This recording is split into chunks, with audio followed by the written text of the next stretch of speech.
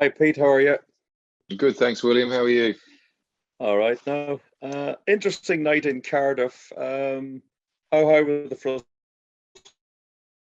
frustration levels for you after that? Um, Look, mixed. I mean, very frustrated in the sense that we felt it was a game that we could and should win. We'd framed the whole week around the fact that we knew it was going to be a close encounter, probably a one-score game. We needed to be within one score with 10 minutes to go. Equally, we felt that if they were within one score of us with 10 minutes to go, they'd keep coming. So there's a really clear understanding from players and staff that that was the challenge that was ahead, and we tried to embrace that from Monday onwards and framed a lot of our messaging and training around that. So part of the frustration, I suppose, for us is that we felt we did a pretty good job over the course of the game. Pretty much up to that 67th, 68th minute, we did a pretty good job of staying in the fight. The game wasn't without error.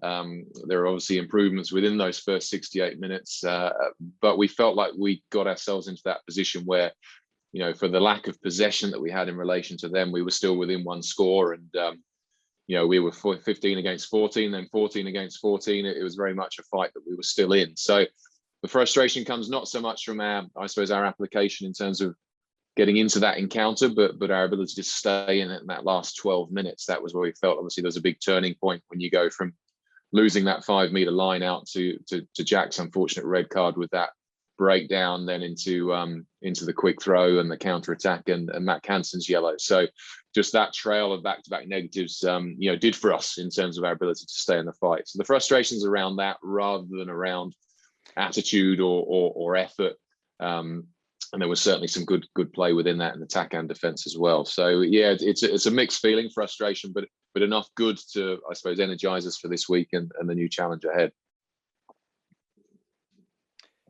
Yeah, talk to me. What are you expecting from the Bulls? I mean, the common line is they're a big side, but they must bring a bit more than that. But they were comprehensively beaten by Leinster.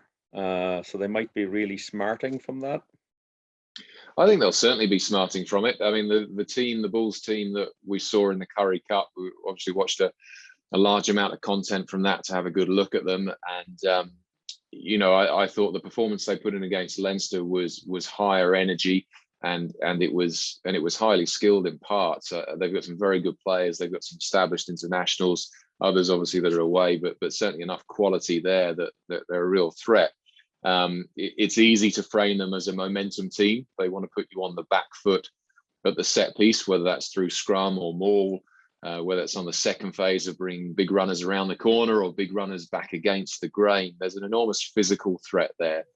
But I also think it's too simple just to say they're purely a momentum team. And if you front up physically, you get the job done. So I think there is a bit of nuance there in terms of how we need to play in attack and defense to respect the threats they've got.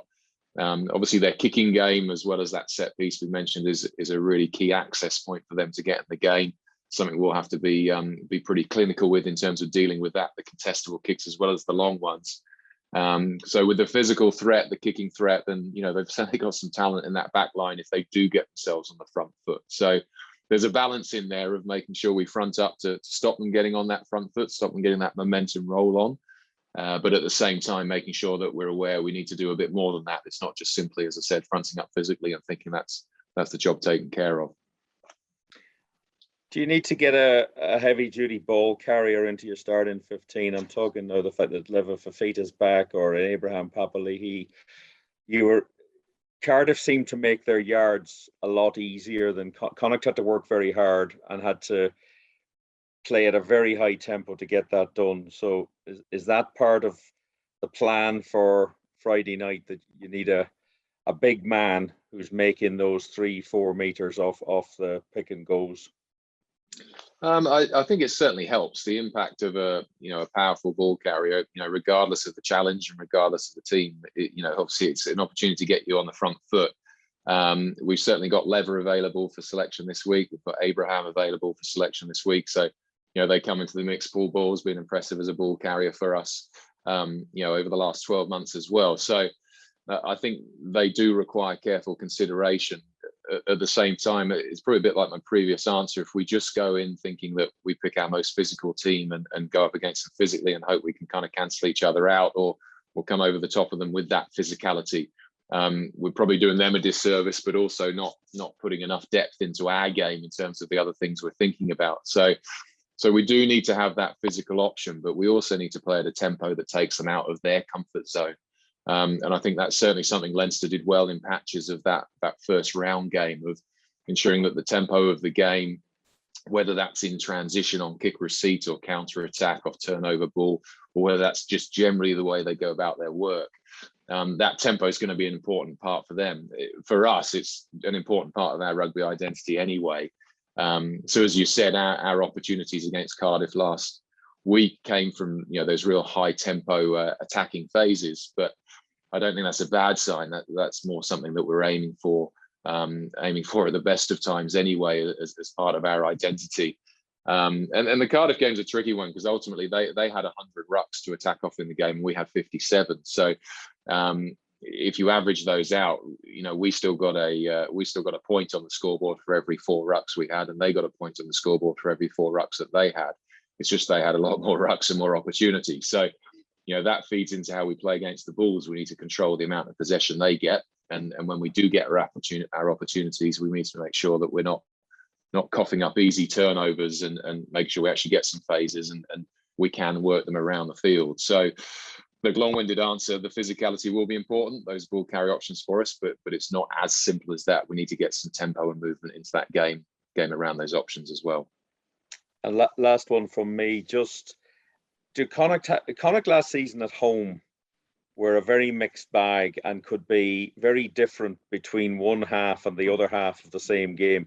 Do you need to really dominate early here and keep that going, because concentration seemed to go particularly in home games last season? Yeah, I think it's a really fair assessment to say we were inconsistent in those home games, week to week and against different types of opposition and also within the same game. So I don't think for me it's a matter of concentrating harder or pinpointing on that. It's probably more around the consistency of our messaging of what we're trying to achieve in that game. So there's 2 things that go into that.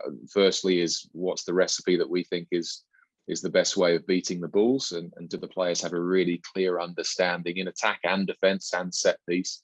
Do they have a really clear understanding of what that looks like, so that under pressure they can keep coming back to that key thing that we've given them for that week in terms of how we want to play? So there's an opposition specific message that will bring greater consistency, but it's also then that understanding of how we want to play the game this year or over these next 2 years. What are the elements that set us out from other teams? What are we going to hang our hat on in terms of how we review our performances? There's the scoreboard and there's all the KPIs and the other metrics we get. But what is it that we want our type of rugby to look like on the field? And certainly a big thing that we've tried to drive through pre-season and through this pre-season training, but also the game blocks, is, I guess, getting the players on the same page as us as coaches as to what is our rugby identity and how we want to play the game. And if we have that as a reference point, then I think, again, those elements of inconsistency can get ironed out because we're always coming back to the same understanding. I think players in general are very good at moments of pressure at getting in a huddle and saying, lads, forget the last mistake, let's refocus on the next job. But it's a line that's often trotted out without having a really clear understanding of what that collective next job is.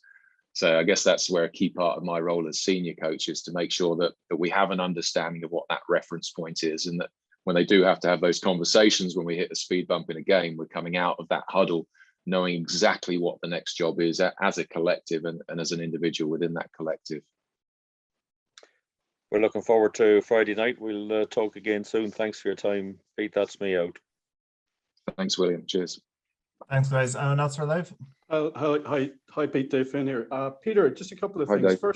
Firstly, the discipline this week will have, it must be a major focus because, as you say, up to 12 minutes, up until a contentious, shall we say, yellow card for Jack. But you're talking there about what's our next job. How important is it that remains with 15 men on the pitch, and especially going down to 14? It throws people out, but going down to 30 makes the job nigh on impossible. I think it's a really good question, and to start at the end of that question, I agree with the observation. Once we went down to 13, I don't think we were going to win that game. We'd made it too hard for ourselves. So in that sense, discipline is key. We've got to make sure that we've got enough cattle and enough ammunition on the field to get the job done, no matter what situation we're in. So it is key. Jack's yellow card, I thought Jack was unfortunate.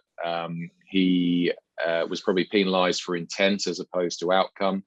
I know the referees are looking really closely at ensuring there's safe and not reckless entry to breakdowns, and I think they're absolutely right to put a focus on that. However, I think a more experienced referee might have taken time to review that situation, and a very quick moment in the game was deliberated on very quickly, and I think sometimes they require the greatest thought. So I think Jack was unlucky for it to be more than just a penalty. But that said, that put us at 14 men each, and still with an opportunity to reassert ourselves in the game. Matt Hansen's yellow card was avoidable in terms of his defensive movement. I won't dwell on that now, but more the message is, well, how did we restart the play that led to Matt Hansen's yellow card and him being under that kind of pressure? Ultimately, we had the option of a line out in our C zone, in that space between our 22-metre line and the 50. And we had time to reassess and maybe build a maul and get a really structured exit. But we went quickly, we had a rush kick. That gave Cardiff turnover attack, which they're very dangerous on. And that led to the situation where Matt was under pressure. So, discipline, yes, but I'd say probably more discipline around how we manage that tempo of the game and manage, in that case, Cardiff's access to the game, rather than necessary discipline in the penalties and yellow card sense, because the penalties and yellow cards tend to be the end outcome. They tend to be the symptom rather than the cause of the chaos that you're facing. So there's good lessons in that for us, but I don't think it's as simple as saying we shouldn't concede penalties. I think it's how we control their access points into the game leading up to that. Okay. And just when you look at the Bulls, how much analysis have you and the team been able to do on them? I mean, when do you start looking at the four South African teams? Have you been able to do much work on them, especially the Bulls, or are you just going to take it game by game? You'll focus on the Bulls this week and then the Sharks and the other teams when you play them? So far, it's very much been a focus on the Bulls in terms of those South African teams. And in terms of the fixture list and who we're presented with first. So there has been a big focus on the Bulls. Watched a lot of their Curry Cup games, both at the time and then also downloading the footage of that and reviewing back their performances, their individuals, their styles of play, their decision making under pressure. We've gone pretty deep looking at that Curry Cup, but at the same time, there's no point doing that without referencing it then with that Leinster performance last week and seeing what's remained consistent in terms of personnel, but also in terms of their game philosophy. So there has been an enormous amount of work done with it. Our new forwards coach, Deervolt, actually spent some time doing professional development, visiting the Bulls in South Africa a few months ago. So he's had a really good insight into those, and being from that part of the world himself, he's got a pretty good gauge of the personalities and some of the mindsets and philosophies around the coaching group as well. So I'd say we've got, considering they're a new team into the competition, we couldn't be better prepared in terms of the preparation that's gone in, and I guess the IP that we've collated around it. That said, that's no guarantee of a performance and a win on the weekend. We've got to actually process that, put it into action. So the legwork's definitely been done in advance, and it's important that we make sure that transfers to the grass on Friday night. Well, good luck on Friday night, Peter. That's me up, Stephen. Thanks, Dave. Cheers. Thanks, Dave. We'll jump into the embargoed section then. This is for tomorrow morning. Pete, how you doing? Sorry, two quick things. I think you might have referred to Jack's card as a red card earlier, but I trust that it was yellow, wasn't it? It was a yellow, yeah. Yeah. Just the other thing, the style of play you're trying to develop further seems more suited to the likes of a 4G pitch that you were on last week. Of course, to avail of those pitches for the moment, it's only going to be at away grounds.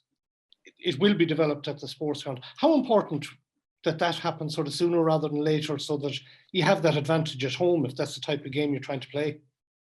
We'd love it to happen as soon as possible, and I know, as an organisation, everyone's on the same page in that for lots of reasons. And one of them is that style of play and the pace we'd like to play at, and the type of skill sets we'd like to bring to the game. So, it's certainly not us banging the drum saying please hurry up. I know everyone's pulling in the same direction to make it happen as quick as they can. So when it does happen, it will be an advantage for us. It'll help us support that identity of how we want to play. We want to see an offloading game, a ball in hand game, and a high tempo game. So all of those things will be benefited by the surface. What we can do towards it at the moment, though, is make sure we make best use of the resources we have got. So whether that's cutting the grass a little bit shorter on Friday night, things like that help. But also the tempo and intensity with which we train. Compared to previous years, we're training for at times half the amount of minutes on the grass during a midweek training session, but we're actually getting more activity and more reps and more game scenarios than we would ever have done. So we're using our time better. We're condensing our effort at training. And I think how we approach that bit, between the games is just as important in terms of feeding through to how we're going to play. So the pitch will be great when it comes, but we're definitely doing a lot in the meantime to make sure we can live up to that. And finally, are you still training on the artificial surface in Knocknacarra as well? We haven't yet. No, we haven't yet this pre-season. We've been really fortunate, obviously, with what the weather's been like probably until this week, actually. But we've been pretty fortunate in terms of how the fields have been. So no, we've been between field 1 and field 2 here and making best use of the surfaces while the ground's been good. But certainly as it gets a bit rougher midwinter, we've got the option of going onto the 4Gs elsewhere. And for certain opposition or certain game weeks, we'll definitely look at that again.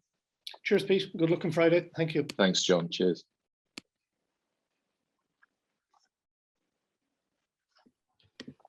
Hi, Pete. How's it going? Hi, good. Thanks. Good. Can I just ask you, what's been the biggest challenge about making the switch from your role as defence coach to moving into senior coach and taking on this Connacht attack?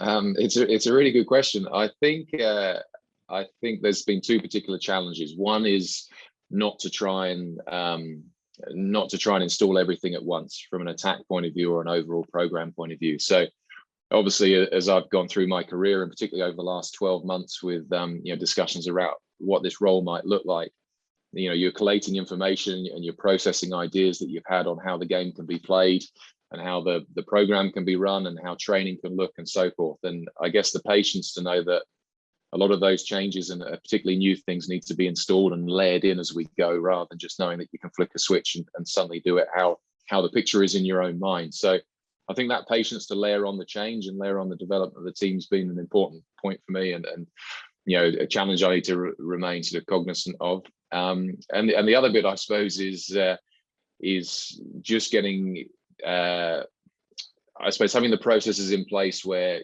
Cully Tucker's taking a real lead role on that defence and doing a great job on it so far in terms of what we've seen here.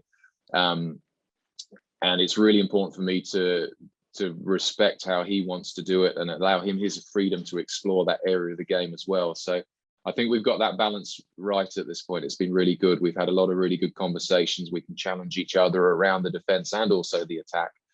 But then also, it's important that I give him breathing space as a young coach to put his stamp on it. So I think we've done a pretty good job so far in-house of getting that balance. And, it's not a Pete Wilkins defence that Cully Tucker's rolling out on my behalf because I'm busier. It's very much Cully's defence. And, the more we get into these games and the reviews and the previews, he'll put his stamp on that. So it's something I have to be mindful of. But as I said, I think we've got a good handle on it so far. One of the big changes this year, obviously, as well as the 50-22 law coming in. Could I just get your thoughts on that? It maybe hasn't been fully embraced in other leagues so far, but is it something you feel could be beneficial for Connacht this season? It's like a lot of these new laws when they come in, or the law variations. As coaches, you tend to spend an inordinate amount of time across pre-season discussing it and talking about challenges and does it change what we do. And we certainly put things in place to address that, both in terms of how we defend it, but also how we can utilize it from an attacking point of view. And then, as ever, the games start to roll out, and you see very few of them, and all that time you spent discussing it, there's obviously less opportunity. There has been a few in the games, and I think we'll see more as we go. For us, the wind we get here at home, particularly in at least half of the game, and the kicking ability we have within the team opens up opportunities for us. I think some teams you'll see that revert to a 13 and 2 defence with 2 defenders in the backfield, sort of sitting more or less on those 15-metre channels and just trying to take away that kick from you.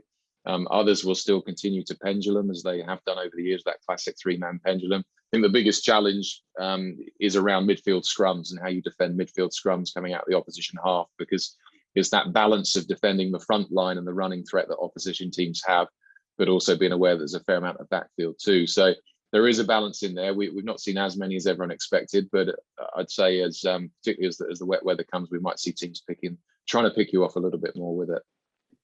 Great, thanks a lot. Thanks, Kieran. Hey Peter, can I just ask you how Leva Fafita's fit in? What can fans expect from him now that he's fit? Or what are you hoping he'll bring? The short answer is he's been a tremendous acquisition. He's an enormously powerful human being.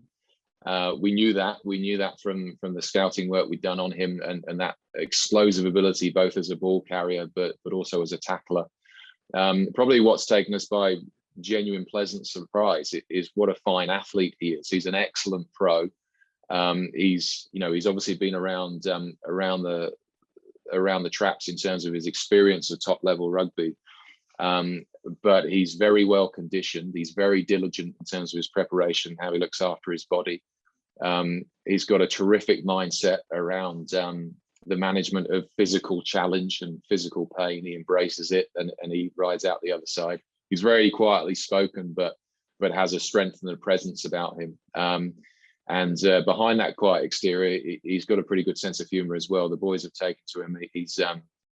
He's kept the lads entertained, and they get an enormous amount of confidence from playing alongside him. So we were really disappointed he had a finger injury that prevented him playing those pre-season games.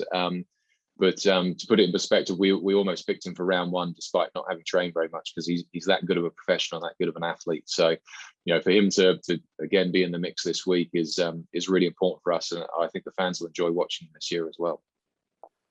I think this would have been a handy week to have Quinn Roux around the place against his own province, and just the profile that he brings, the set piece excellence that he had that you've lost. It doesn't sound like Leva is a direct replacement for that from how you've described it. So how have you tried to fill that kind of that line out and scrum leadership that Quinn brought, and that kind of profile that he had that it's very hard to replace in the open market? It is hard to replace, and as you said, Leva's definitely not a like-for-like replacement in that sense. I think it's a balance. With respect to Quinn, it's not looking back too much and actually moving on and being proactive with the resources we do have, which we're really happy with. So it's a balance of that, and then also recognizing that some of those guys coming through the ranks, for example, as line-out callers, have got another year of experience and now really great opportunity to put their stamp on the area. So Oisin Dowling, we've been tremendously impressed with his leadership of the line-out, attack and defence.